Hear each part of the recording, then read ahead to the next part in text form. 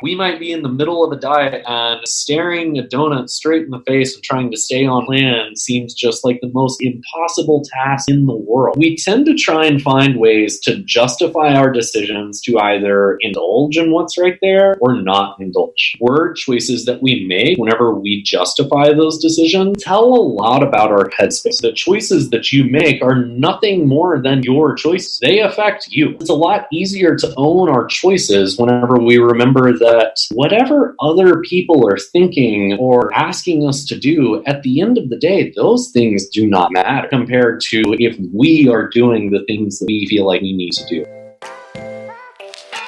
Welcome to Stronger You Radio with Mike Dola. Join Mike and friends as they discuss issues to keep you healthy, fit, and on track to create a stronger you.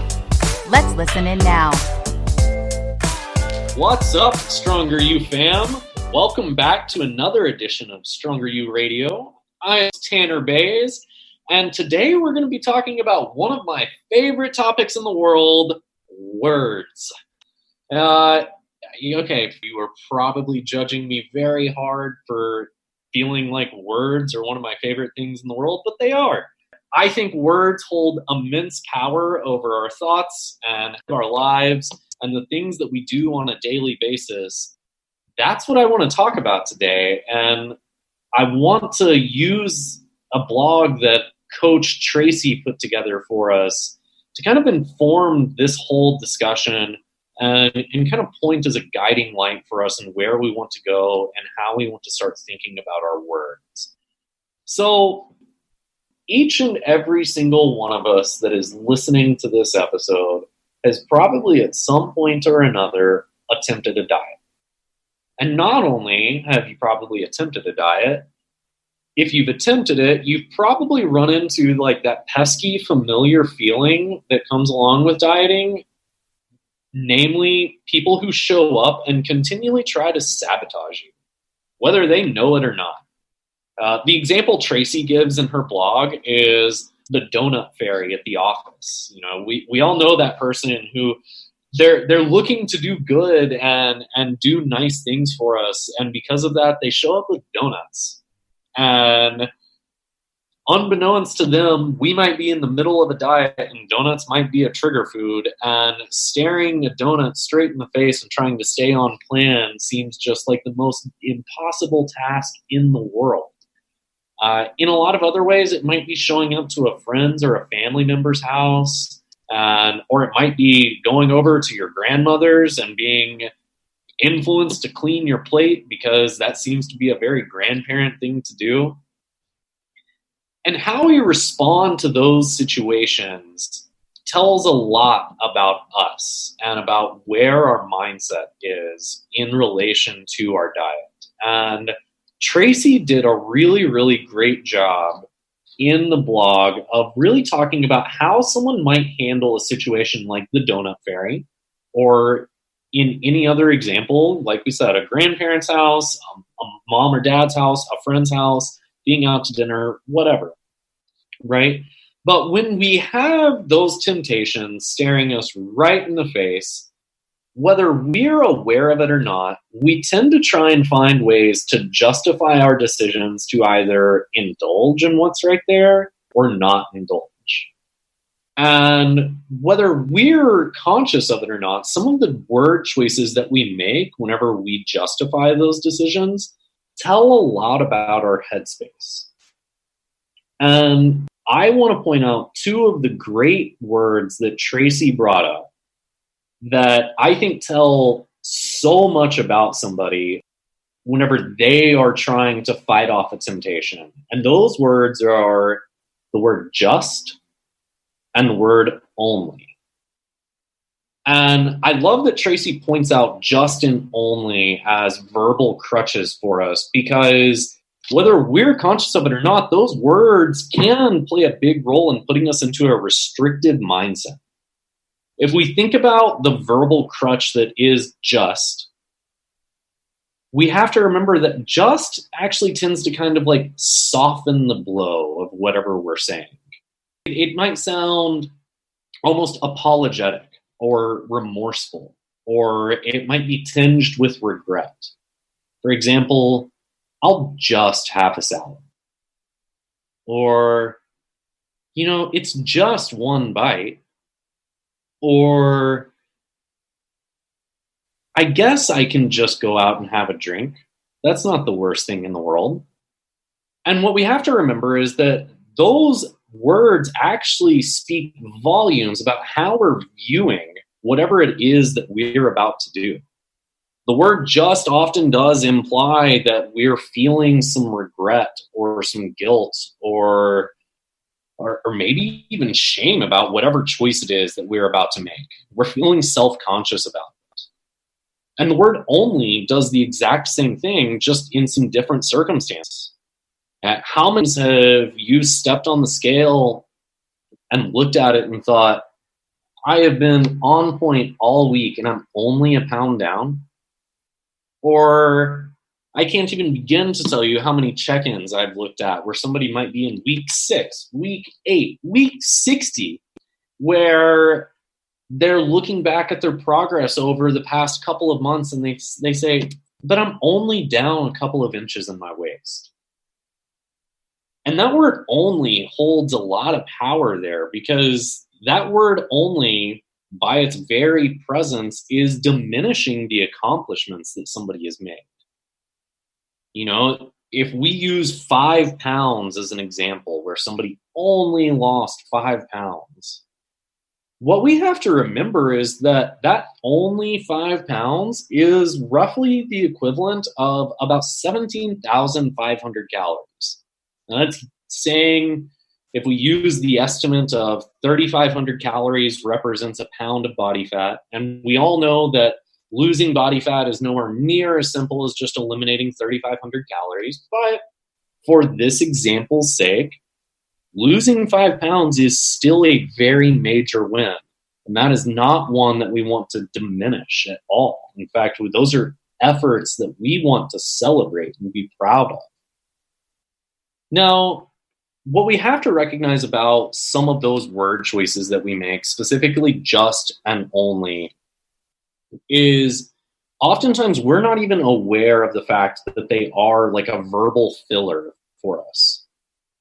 That they are functioning as something that is implicitly diminishing the work that we've done or the things that we have accomplished, or that we're trying to use them to apologetically justify a choice that we make. And those are two of the more tricky examples of that. But two more obvious examples of that same thing are using the words can't and not allowed. Now, can't carries a bit more weight with it than only or just. Saying that I can't eat something absolutely implies that this can't happen. I cannot touch this.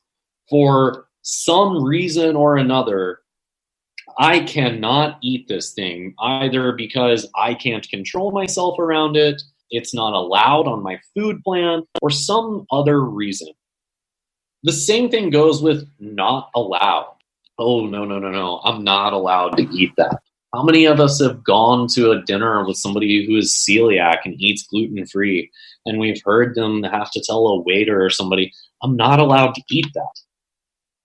Well, in that scenario, the not allowed carries a lot more weight with it than one of us walking into our office and looking at a Boston cream donut and saying, no, I'm not allowed to eat that. Whenever we don't have any autoimmune issue that actually does prevent us from eating it. But here's the real kicker about both of those, about can't and not allowed. When we use those words to justify the choices that we are not making or the foods that we are not going to eat, what it's also telling ourselves is that those things are not okay.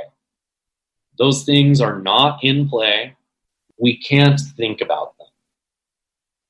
And if any of you have ever been given a set of rules that didn't seem to make any sense whatsoever, you'll understand how broken that way is, right? Because what do we do when we're not allowed to do something? All we do is think about that thing that we're not allowed to do. What do we do when we can't do something? Well, that something seems to occupy every square inch of our mental headspace. So it can actually be a big double-edged sword to use those words and get away from a food choice that might actually be the right thing, right? Like maybe you are making the right choice in not having the donut or not going out to drinks with your friends. But in using the words can't and not allowed to justify or explain those choices, you might be actually setting yourself up to do nothing but think about those things for the next day, 3 or 4 days, or an entire week, right? Because all you can think about is the fact that you can't have those things. And because you can't have those things, you're not supposed to think about those things. And because you're not supposed to think about those things, naturally, all you can do is think about those things. And so over time, before you know it, that feeling of self-imposed restriction just keeps bearing down on you with greater and greater weight until one day you crack and you've housed an entire box of donuts, or you've gone out and gotten hammered with your friends. So what you've actually done is swung the pendulum to the entire other side, where you were once making a great choice, but now you've overindulged to a major degree, all because of some restrictions that we placed on ourselves. How do we approach that? Like, how do we amend some of those word choices that might make us seem apologetic for our choices, or that might try and justify or rationalize those choices because we feel weird about them, or because we're placing self-imposed restrictions on them? I think before we go any further, one of the things we all have to implicitly understand about this is that this is our journey, and the choices that you make are nothing more than your choices. They affect you, and only you. Now, sure, like friends or coworkers might be bummed you didn't join them for happy hour, right? We all get that. We don't want to feel like we let people down. But we don't want to let ourselves down in the name of being there for others, right? And sometimes that's what this kind of thing turns into. So we have to accept, before anything else, it's actually okay to be a little bit selfish in recognizing that I got to look out for me here. I got to look out for me, and I got to look out for my journey, because this is important for my health and my happiness. And if I can take care of myself and become the best version of myself possible, then I can actually be a better friend, a better parent, a better son or daughter, a better coworker. And then we can start thinking about, now, what are some other word choices that I can make that might make me feel a little bit more empowered? Now, one of my favorites that Tracy mentions is not now, which is such a subtle change compared to not allowed. But the power in not now is it takes that implicit restriction away from you. It shifts the temptation off into the future, kind of suggesting that there's another point where this temptation might show up. And you know what? I might decide at that point that I do want to plan it into my day. But I'm going to leave my choice to them, because I don't want this right now. I won't have this donut right now. I appreciate you inviting me out for drinks, but not right now. And that's an easier letdown on our friends or coworkers or anybody else, right? But then another simple little shift that we can make is, instead of saying that I can't eat that, or that I can't have this drink, or that I can't go out with my friends, try don't. Try saying, I actually don't want this right now. I don't really feel like going out. I don't feel like going to the break room and having a snack. Is that okay? That softens the blow a ton compared to the use of can't. It imposes far fewer restrictions on ourselves at an unconscious level compared to saying that I can't have this. Because I don't know about any of you listening, but the use of can't tends to feel like chains to me. So anytime I cannot do something, I immediately only want to do that thing.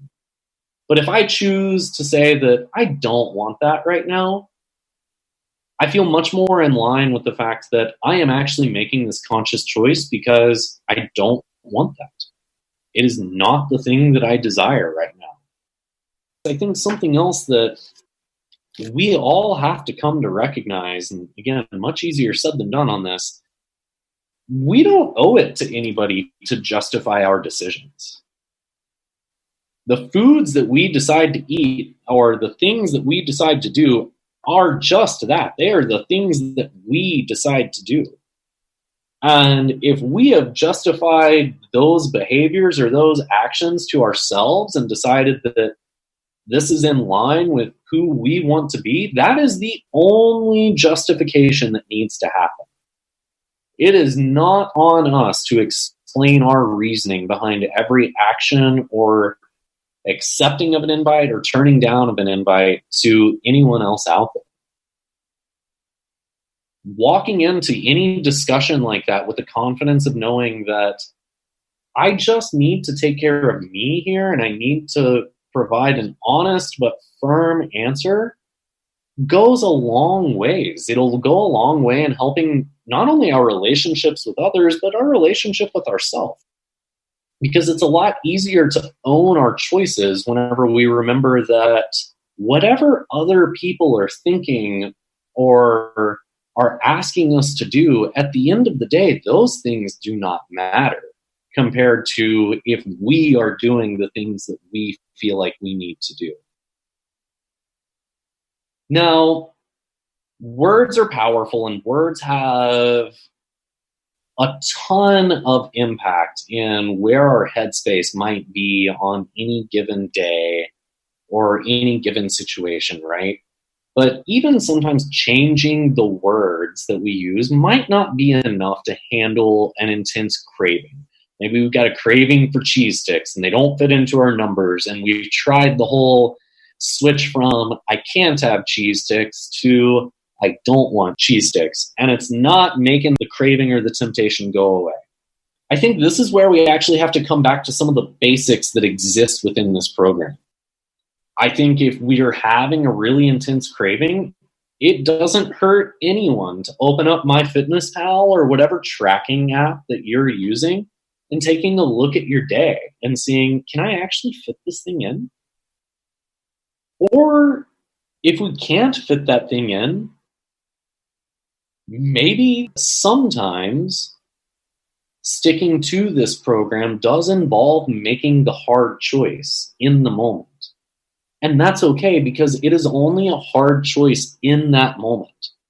Cravings and temptations, like all things, are temporary. They come and go. They are here 1 minute and they are gone 10 minutes later, if that. So if we have tried the verbal tricks and we're seeing that's not doing the job, or we have tried to look at MyFitnessPal and see if we can fit the thing we want in and realized I actually can't, then I think it's actually very freeing to recognize that, okay, I've tried my first couple of options here. I am still dealing with this thing that is in front of me.